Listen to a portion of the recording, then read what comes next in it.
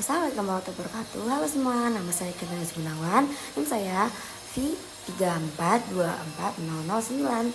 Di video kali ini aku mau ngejelasin sebuah program Java untuk UTS algoritma pemrograman. Oke, let's go. Ini jadi yang pertama ada umur kalkulator.java. Nah, di sini tuh ada import java.hackers-scanner kan. Itu hal yang wajib yang ada di Java. Ini juga public class. Public class itu ininya nanti kita bisa isi dengan nama file yang sesuai dengan file kita. Misalkan ini kan aku umur motor, berarti ini umur motor. Bloknya harus sama, gede kecilnya harus sama, spasi atau enggaknya itu harus sama ya teman-teman. Terus dibuka kurung, ini isi dalamnya. Ini ada public static void main, itu juga hal yang wajib untuk menentukan string apa yang kita pakai. Terus baru kita naruh scanner. Scanner yang gini tuh nyambung sama yang di sini, jadi itu buat ngedetect gitu kan. Ini tuh buat ngedetect scanner. Nah, ini juga sama. Terus ada scanner. Ini tuh scanner kecil tuh yang S-nya kecil, dia bisa ganti pakai input, bisa pakai data. Karena tapi aku udah pakai scanner ini, jangan pakai scanner dengan new scanner system.in. System.in itu untuk mendetek kayak system.outprint, system.outprint. Kalau kita nggak pakai ini, nanti isi system outprint ini kita nggak bakal detect, nggak bakal keluar hasilnya kan. Maaf kalau misalkan ada suara motor. Terus kita langsung masuk ke inti ke persoalan. Di sini kita disuruh input tanggal lahir, system outprint masuk ini tuh yang keluar, kata-kata yang keluar misalkan. Nah, di sini kan awal masukkan tanggal lahir di DME kan keluar. Di sini habis itu kita input tanggal ininya, integer tanggal lahir, scanner.max. Kenapa bukan scanner.x? Karena ini buat ini di tab apa data yang kita mau masukin biar kebaca gitu masih programnya. Ini juga bulan lahir kita masukin, tanggal lahir kita masukin. Terus selesai masukin tanggal lahir, kita masukin tanggal sekarang sesuai yang di soal ya teman-teman. Nah, ini tuh nanti yang keluar juga kayak gini guys. Masukkan tanggal sekarang tuh. Terus kita integer tanggal sekarang, integer bulan sekarang, sama aja guys, langkah-langkahnya sama ini. Sama. Karena ini masih penginputan data awal. Nah, kalau udah diinput, ya tinggal dihitung kan teman-teman. Kita hitung total hari sekarang.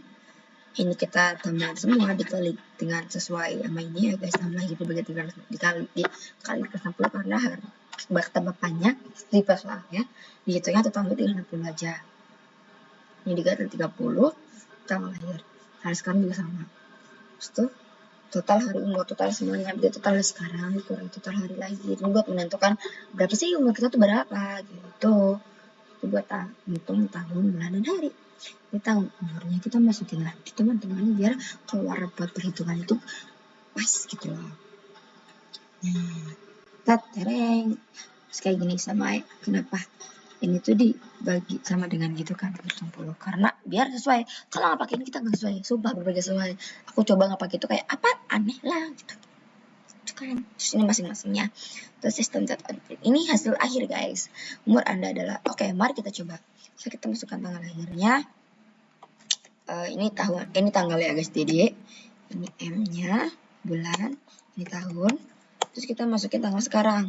Sekarang tanggal berapa ini? Apa aja lah. Ini 2024. Oh, berarti umur aku 17 tahun 4 bulan 3 hari. Itu guys. Oke, lanjut. Nomor 2 ini ada menentukan jenis segitiga. Seperti biasa, ini dari 1 sampai ini adalah hal yang wajib ya guys ya. Kalau nggak ada ini sampai mana? Ini sampai sini tuh. Di sinilah. Ini hal yang paling mendasar atau enggak yang paling berwajib seperti yang aku jelasin di yang pertama itu. Di public class, aku file aku menunjukkan jadi 3, aku masukin ke sini karena ini nama file aku. Terus aku pakai stringnya RGS. Terus ini ya tadi yang perjelasan yang pertama. Terus kita langsung input sisi segitiganya. Sistem auto print, masukkan sisi pertama. Ini kita buat sisi pertamanya, data yang sisi pertamanya berapa. Terus pakainya in A. Kan seperti karena angka, jadi in A. Itu next scanner dot next in. Terus juga karena sisi pertama masukin, kita masukin sisi kedua, terus kita masukin sisi ketiga. Kalau dimasukin input semuanya, kita cek untuk menghitung si segitiga ini tuh termasuk segitiga sama sisi K, sama kaki K, sama siku K, sama sembarang. Ya, segitiga siku gitu kan. Kita pakai if. If itu untuk memakai sebuah keadaan kayak if ini. Berarti kalau bukan si ini salah, berarti masuknya ke bawahnya gitu loh. Sedangkan if yang awal ya kita masukin ini itu rumus segitiganya. Gitu. Maaf. Terus kita masukin if yang alasan dulu. Kalau A sama dengan B dan B sama dengan C, itu namanya segitiga sama sisi. Tahu kan segitiga sama sisi itu? Segitiga sama sisi itu kan yang sama apa besarnya kanan kiri satu sisinya itu sama. Terus ada ini A sama dengan B sama dengan C sama dengan A, itu namanya segitiga sama kaki karena yang sama itu cuma dua sisi, tentunya B. Terus ada segitiga siku-siku. Tahu kan untuk segitiga siku-siku tuh yang kayak gini, yang seret gitu. Nah, ini tuh masukin rumusnya A kali A tambah B kali B sama dengan C kali C, C kali C tambah B kali B sama dengan A kali A kan. Bukan seperti ini. Terus itu else. Kalau nggak ada di antara tiga ini, berarti dia masuknya ke segitiga sembarang. Kalau misalkan nggak semuanya juga, dia masuknya ke bukan segitiga. Ini tuh udah kalau sistem output tuh udah hasil akhir. Habis itu jangan lupa di scanner class. Let's go, mari kita cek. Nah, coba kalau kita ngincer di segitiga sama sisi, kita ngincer di segitiga sama sisi, berarti kita masukin sama, ya, sisi-sisinya sama. Sisi A sama, B, C, 4. Nah, keluar segitiga sama sisi. Coba kita buat segitiga sama kaki. Misalkan A-nya 6, B 6, C-nya 1. Nah, dia bakal jadi segitiga sama kaki. Cek yang ketiga, rumus ketiga itu. Berarti misalkan ini segitiga siku-siku harusnya Pitagoras ya. Pitagoras tuh 3, 4, 5. Nah, betul. Coba kita ke segitiga, cek lagi segitiga sembarang. Itu berarti A sama B-nya. Toh, segitiga sembarang angka. Ini jadi makhluk semua guys sesuai dengan apa yang sesuai dengan ininya. Apa ini namanya? Itu pokoknya. Itulah rumus ya, sesuai dengan sama si rumus. Dan pas kita cek ternyata benar semua. Jadi ini programnya masuk ke berhasil. Oke, next. Oke, di nomor ketiga ini ada perbedaan dari nomor-nomor sebelumnya. Karena di sini tuh aku pakai ini guys, import java.attrib.random. Kenapa aku pakai ini? Karena di soal yang ini tuh bakal ada keadaan di mana itu tuh bisa buat random, buat ngacak. Ini kan game suite ya. Kalau game suite, nah itu tuh disuruhnya si komputernya itu bebas memilih apa aja, tergantung si komputernya. Jadi kita ngasih beberapa pilihan, nanti si komputernya milih sendiri, ngacakin sendiri. Itu namanya random. Jadi kita masukin di sini import java.attrib.random. Nah, kalau di random ini kita tambahin juga, jangan lupa kita juga harus bikin yang kayak gini, random, new random. Gak usah pakai sistem ini, karena sistemnya udah kita taruh di sini. Kalau kita nggak pakai ini, nanti si randomnya itu nggak bakal ke detect. Oke, langsung kita ke ini. Ini buat aku dulu penulis. Ini buat pilihan sistem out ini, pilih semut atau orang atau gajah. Ini kita yang milih ya guys. Kita pakai string. Lalu di sini kita memakai dua orang itu kan. Bisa player choice, bisa computer choice. Nah, kita pakai string player choice, pakai scanner next line. Aku pengen pakai next line, coba-coba. Kayaknya tetap berhasil teman-teman. Terus kita masukin karena ini kan udah, ini kan kita ya. Kita masukin ini komputer. Sekarang giliran komputer yang suite. Berarti ingin komputer choice index dan random not next in. Karena random itu buat komputer. Biar nanti keluar hasilnya itu dia random ya teman-teman. Ini kita silang dulu. Nah, terus pakai string computer choice, terus ada pakai if juga buat ini. If tuh sama kayak si jenis segitiga, makanya buat menentukan gitu kan. Misalkan si computer choice itu ngeluarnya sama 0 semut, 0 berarti semut. Ini juga computer choice kalau satu orang, kalau salah dari dua-duanya berarti gajah. Nah, sistem output itu ya hasil yang keluarnya. Komputer memilih, computer choice gitu. Terus ini kita giliran kita. If player choice equals computer. Equals itu buat ada objek kayak membandingkan sebuah objek kayak objek A sama objek B. Gitu guys. Terus kita masukin sistem output hasil seri kalau player choice dot equals an objek semut dan komputernya milih gajah, terus ini player choice an objek orang, ini semut, player choice equals gajah orang. Ini kan emang game sweet yang bener kan, kayak semut sama gajah itu pasti menangan semut gajah, menangan semut, orang semut, menangan orang, gajah orang, menangan gajah, berarti hasilnya Anda menang. Tetapi kalau lebih dari itu berarti hasilnya kalah. Mari kita coba. Nah, misalnya aku mau milih orang atau enggak. Nah, enter, nanti itu keluar. Tuh, komputer memilih semut, Anda menang. Sesuai kan sama yang ini. Aku pilih orang, terus pilih semut, berarti yang misalnya menang. Coba lagi. Misalkan aku milih gajah. Ya. Tuh, komputer memilih semut, Anda kalah. Karena kalau gajah harus orang kan, tapi dia semut. Nah, ini jadi hasil memakai ini random ini pengguna seperti ini guys. Karena ini keluarnya berhasil, jadi ini termasuknya berhasil si program ini. Oke, next. Oke, di nomor kali ini Tutu tidak memakai random karena apa yang dipakai random? Gaji bersih karyawan. Kan ini kan menghitung gaji seorang karyawan. Nah, ini publikasinya gaji bersih karyawan sama ya. Terus ini sama kan? Udah sampai sini, ini sama kayak nomor sebelumnya dan kebetulan nanti juga nomor selanjutnya kita sama kayaknya. Terus ini ada input golongan karyawan.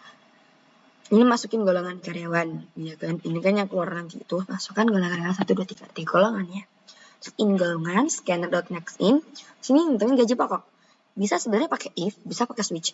Aku pakai switch karena nanti tuh ada syaratnya gitu loh di bawahnya. Karena ini, jadi tuh kan ada tunjangan anak. Nah, anaknya tuh maksimal 3.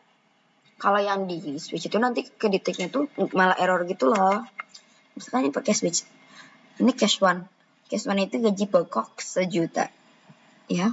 Ini gaji 2-nya, cash 2, gaji pokoknya 2 juta. Ini cash tuh kayak golongan. Gaji pokoknya 3 juta default. Kalau selain dari ini mereka berarti dia tidak valid atau return itu tuh mengulang kembali. Habis itu kita masukin. Karena gaji itu pasti ada tunjangan kan, tunjangan keluarga, tunjangan anak. Nah, untuk mengakses ini, kita bertanya dulu sistem outprint, apakah karyawan sudah berkeluarga? Nanti jawab iya atau tidak. Makanya string kalau jawaban kayak gini. Makanya string teman-teman. Terus keluarga. Terus keluarga scanner.next. Masukin if. Nah, ini baru pakai if. Terus keluarga equals ignore case. Karena ini pakai equals, jadi memakai if. Aku belum pernah melihat switch pakai equals apa karena belum dipelajari mungkin ya. Terus another string, ya ini tuh berarti jawaban yang dari sini. Kalau misalkan dia tidak punya, dia bakal keluarnya tuh tidak ada tunjangan berarti. Ini sistem output, masukkan jumlah anak maksimal 3. In jumlah anak scanner.next if. Ini pakai if guys. Jika jumlah ini aku kasih in if karena disuruhnya kan 3. Nanti kalau kamu dapatnya 5, ini tetap dihitungnya 3 karena nih jumlah anak lebih dari 3 sama dengan jumlah anak sama dengan 3. Kita perjelas tunjangan anaknya itu berapa. Jumlah anak dikali 100.000, kata 1 orang 100.000. Terus kita hitung gaji kotor. In gaji kotor dengan gaji pokok ditambah tunjangan keluarga tambah tunjangan anak. Terus kan golongan 3 kan ada pajak ya. Kita hitung hitung pajakannya untuk golongan 3. Double, kita pakai double, pajak sama dengan 0. If golongan sama dengan 3, pajaknya berapa? 0,02 dikali dengan gaji kotor. Udah, bisa kita tinggal ituin gaji bersih. Gaji bersih sama dengan gaji kotor dikurangin pajak. Ini buat gaji bersihnya sini ya, si goal 3. Nah, gaji pokok kita ini udah ending. Sistem outprintlin gaji pokok, tunjangan keluarga, tunjangan anak. Langsung aja, mari kita coba. Jangan pas kita close. Nih, misalkan aku coba, misalkan di golongan 1. Kita jawab iya. Terus gimana? Nih, kalau aku tetap 6, apa ngasih 6? Tetap nanti tuh kegiatannya 3. Nih, lihat. Nah, gaji pokok 1 juta kan tadi? Mana? Iya. Tunjangan keluarga 300.000. Terus tunjangan anaknya 300 kan? Aku masukinnya 6, si anaknya, tapi tetap kegiatannya 3. Karena apa? Karena ini, yang if jumlah anak ini kan. Pajaknya 0 karena dia ini dia bukan golongan 3, gaji bersih jadi 1.400.000. Coba lagi, kita coba kalau menjawab tidak mempunyai keluarga. Tidak. Tuh. Tunjangan keluarga 0, anak 0, pajak 0. Kita hitungnya berpajak ya teman-teman. Golongan 3 yang terus 4. Tuh. Dia ada pajaknya kan. Berapa ini? 7.200. Ya pakai segitu, nanti hasil gaji bersih segini. Oke, nomor terakhir. Next. Oke, di nomor ini sedikit ribet karena ini persamaan kuadrat ya, itu matematika dan gimana gitu kalau matematika. Ini sama yang sebelumnya. Terus kita masukin input nilai A, ini persamaan kuadrat, ini masukin nilai A, double A sekalian dot next in, nilai B, double B sekalian dot in, nilai C, double C sekalian dot in. Karena persamaan kuadrat itu ada diskriminan, kita kasih tahu dulu rumus diskriminan itu apa. Masukin double diskriminan B kali B dikurangi 4 kali AC. Nah, ini untuk menentukan sifat. Yang kalau diskriminan, if diskriminan lebih dari 0, berarti ini adalah 2 akar nyata dan berbeda. Nah, ini double akar, masukin rumus. Ini kenapa kita pakai math itu tuh untuk, emang fungsinya tuh untuk matematika, buat perhitungan gitu loh. Jadi kalau bukan perhitungan, jangan pakai ini ya, nanti aneh. Itu terus sistem outprint akar-akar persamaan kuadrat adalah apa? Misalkan akar 1 tambah hasil dari si akar ini, akar 2 tambah hasil akar ini. Nah, ini else if diskriminan sama dengan 0, akar sama dengan minus B, ya ini masukin rumus, nanti keluarnya adalah akar persamaan kuadrat adalah akar. Else, kalau bukan ke minus sama dengan 0 ataupun lebih dari 0, berarti ini jawabannya kurang dari 0. Jadi salah akar khayal gitu kan. Kalau di antara lain dari ini berarti akar khayal. Double real part, masukin rumus minus B per 2 kali A. Double imaginary part, diskriminan, masukin itu. Nanti ya ini sama guys, sama ini. Sama pelina karena akar persamaan kuadrat adalah ini, akar 1 real part plus imaginary part plus I. Ini rumus matematikanya ya guys ya. Ini menentukan sifat definitif. Ini maaf guys, salah. Berarti yang ini tuh bukan kurang dari 0, tapi selain dari mereka ini. Kalau kurang dari 0 ini beda lagi teman-teman. Persamaan kuadrat ini memiliki akar khayal. Sama aja sih, ini akar khayal. Tapi ini menentukan sifat. Seperti itu.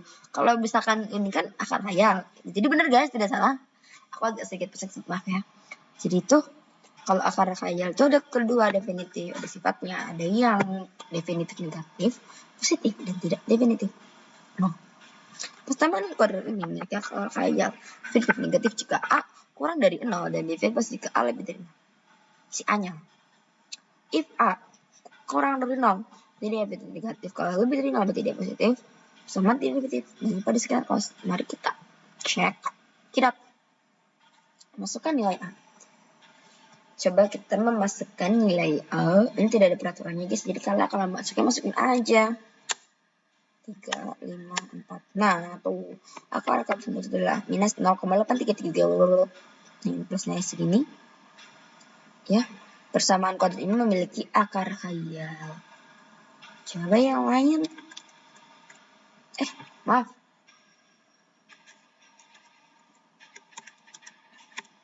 Nah, ini juga dia memiliki akar khayal.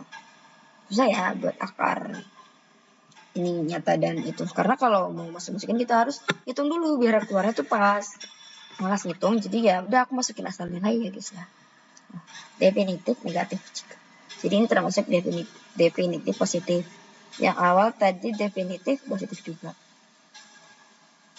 Betul. Sekian, terima kasih. Wassalamualaikum warahmatullahi wabarakatuh.